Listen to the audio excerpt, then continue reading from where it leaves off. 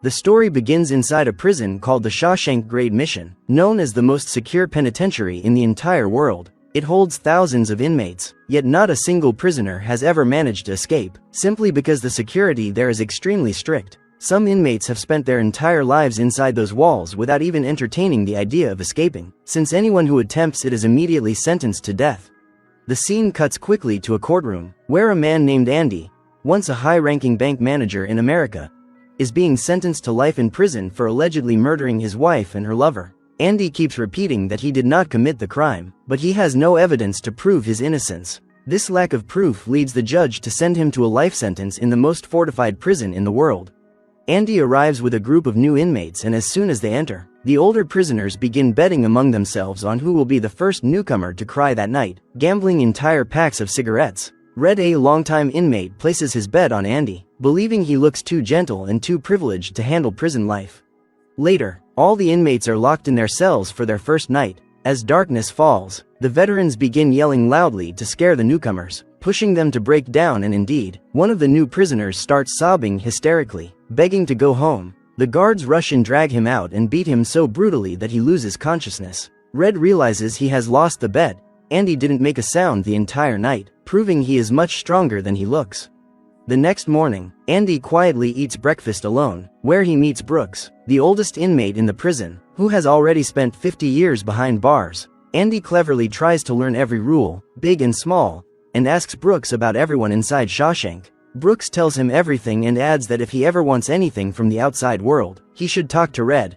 Andy immediately approaches Red and says he heard he could get things from the outside. Red agrees but warns that whatever Andy asks for must not be used to escape or harm anyone. Andy surprises him by asking for a rock hammer. Red is shocked and asks if he plans to kill someone, but Andy calmly replies that he has no enemies yet. Red points at a few dangerous inmates and warns him that enemies can appear very quickly in Shawshank.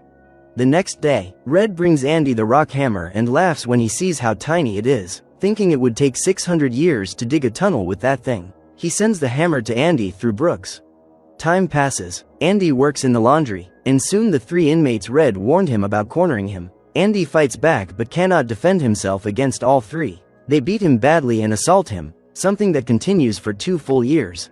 One day, the prison announces that volunteers are needed to repair the roof. Andy and Red both join the group under the supervision of a harsh guard named Hadley, who is known for beating inmates senselessly for the smallest mistake.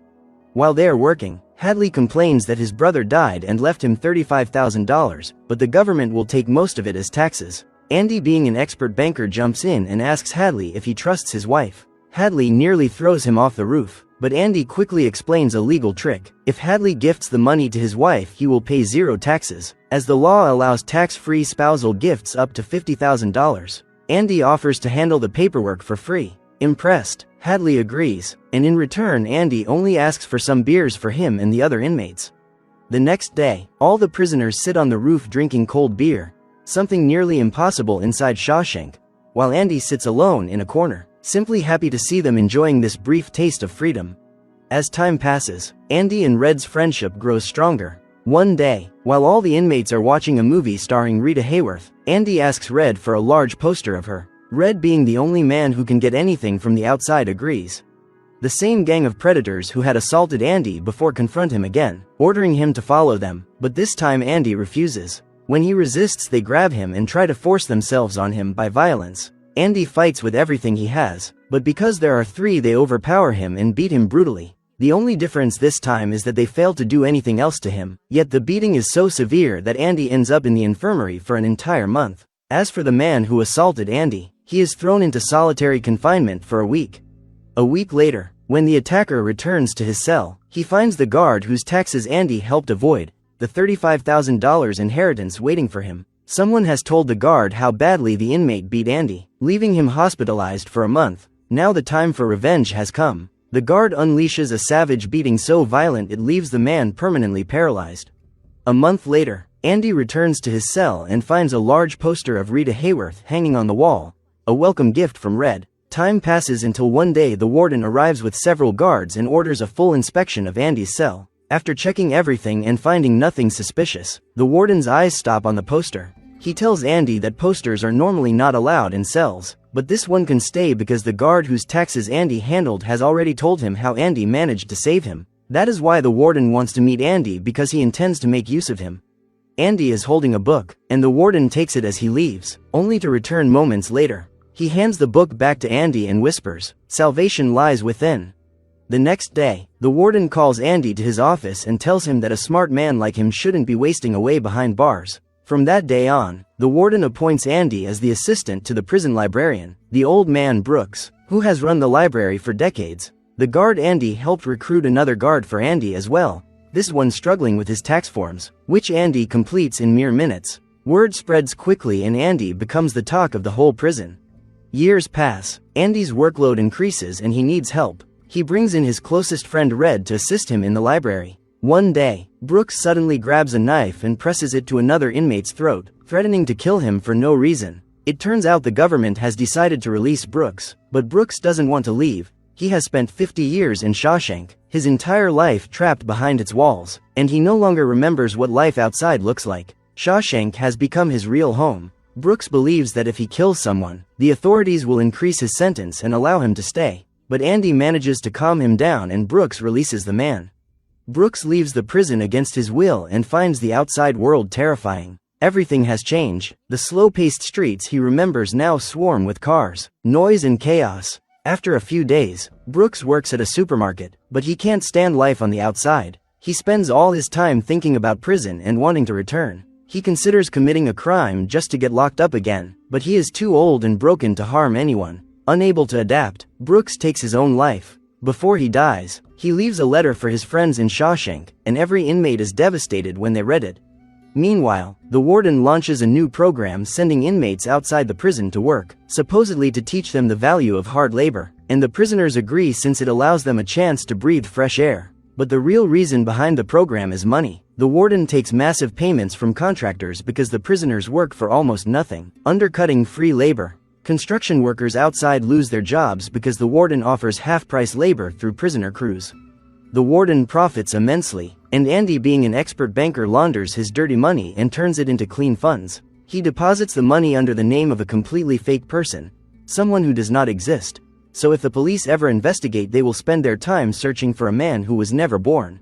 Around this time, a new inmate named Tommy arrives. Young but already familiar with several prisons, Tommy is friendly and quickly becomes popular with the other inmates. During a meal, Tommy admits he has spent years stealing, which led to multiple imprisonments and has landed him in Shawshank now for another theft. Andy hears this and tells him that if he keeps getting caught stealing, then crime clearly isn't the line of work for him, that he should quit before crime quits him. Tommy grows curious about Andy and asks Red about him. Red explains that Andy was once a top bank manager but was sentenced to life for killing his wife and her lover. Tommy falls silent, as if remembering something. He calls Andy and Red over and tells them a story. 4 years earlier, he was incarcerated in another prison, where he met a cellmate who confessed that one night he broke into a home to steal, got caught by the owner, and killed both the man and the woman. Later, he discovered the victims were not married, they were lovers, and the woman was the wife of a high-ranking bank manager. Tommy continues, months later, he read in the newspaper that police suspected the bank manager of the murders, arrested him, and charged him with killing his wife and her lover. Andy suddenly realizes he has found the truth at last, and he rushes to the warden to explain everything. But the warden, corrupt to the core, refuses to believe him, not because he doubts Andy's innocence, but because Andy is the only one who knows how to launder his illegal money. If Andy is released, the warden loses his profits and risks exposure.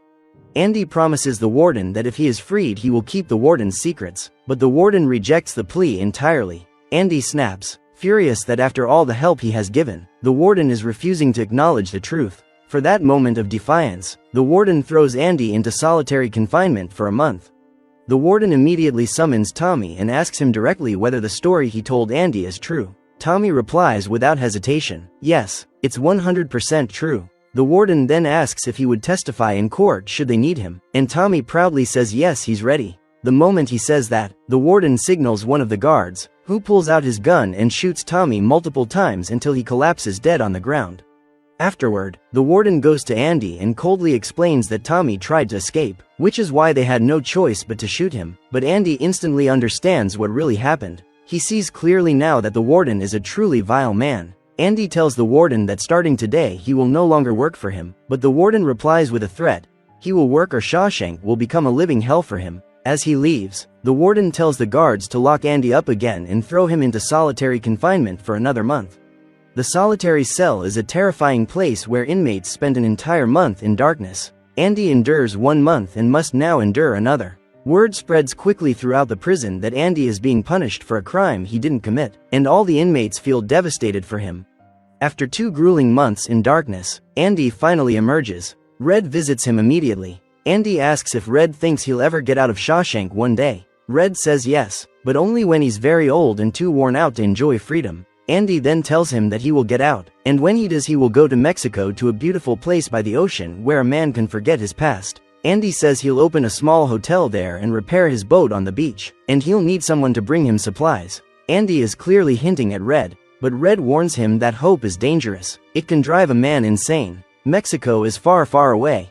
Red tries to walk away, but before he leaves Andy stops him and asks for one promise. If Red ever gets out he must do Andy one favor. Red agrees. Andy then describes a very specific place, a wide open field with a big tree. He tells Red that under that tree is a stone wall with one particular black stone. Under that stone, Andy has hidden a box. One day, when Red is free he must go there and find out what's inside. That night, Andy finishes all the warden's paperwork, files it neatly in the warden's secret safe, and the warden hands Andy his suit and tells him to fold it, shine his shoes until they look like mirrors, and put everything away. Andy returns to his cell quietly. On the other side of the prison, Red lies awake the entire night, terrified Andy might harm himself. Morning arrives. All cell doors open. The entire yard fills with inmates, except Andy. He does not step out of his cell, something that has never happened in 20 years. Red stares at Andy's cell in rising panic, fearing the worst. A guard angrily marches to Andy's door, opens it, then freezes in shock. Andy is gone. The warden, getting dressed, opens his shoebox and finds not his polished shoes but Andy's old prison shoes. Alarms scream across Shawshank. This is an escape alert. Guards rush to Andy's cell. The warden arrives moments later. He demands Red be brought to him. Standing in front of Andy's empty cell, the warden angrily asks Red where Andy is. Red insists he has no idea. The warden, furious, grabs a rock and hurls it at the poster on Andy's wall, but the rock tears straight through it. Confused, the warden rips the poster aside, and behind it finds a massive tunnel carved straight through the stone wall. Everyone is stunned. This wall is supposed to be impenetrable, but Andy somehow dug a tunnel through it. The guards rush to the outside drainage area and find Andy's old clothes and the tiny rock hammer Red got for him 20 years ago. The same tiny hammer the warden once joked would take 600 years to carve through a wall, yet Andy spent 20 years digging patiently and quietly. The dirt he removed each day he scattered across the prison yard, hidden inside his pockets. On his final day working for the warden, Andy switched all the warden's important papers with the book he carried. He placed the warden's incriminating financial records into the safe, dressed himself in the warden's perfectly folded suit, polished shoes, and stepped into the night disguised as the very man who controlled him. Once the lights went out, he crawled through the tunnel, broke into a sewage pipe, and dragged himself through 200 meters of filth until he emerged free. The only man ever to escape the inescapable Shawshank. At sunrise, Andy walked into the bank where all the warden's laundered money was stored under the name of an imaginary man Andy created. With forged IDs he had prepared years earlier, he withdrew every last dollar, around $370,000. Andy wasn't just free, he was rich. Andy then mailed every bit of evidence exposing the warden's corruption to the newspapers. The next morning, headlines exploded everywhere. When the warden opened his safe, he found not his files but Andy's book, and on the first page the words, "You were right, salvation lies within." Inside, he finds the outline of Andy's rock hammer carved into the pages, revealing that Andy had been hiding the hammer right under his nose for 20 years. Police and reporters swarm the prison. Knowing he's finished, the warden locks himself in his office and shoots himself. Later, Red is paroled after 40 years. The government assigns him a job, but life outside feels unbearable. He lives in the same room where Brooks lived and even starts to feel the same despair. He nearly gives up, but remembers his promise to Andy. Red travels to the exact field Andy described. Under the big oak tree, he finds the black stone, lifts it, and uncovers the box. Inside is money and a letter from Andy saying he is waiting for Red in the place they always dreamed about. Andy's final words, "Hope is a beautiful thing." Red violates his parole and heads south. Eventually he reaches the coast of Mexico, walks along the beach and finally sees Andy fixing his boat under the sun. The same dream Andy shared all those years ago in a dark prison cell. The two friends embrace, reunited at last, and that's the end of the story.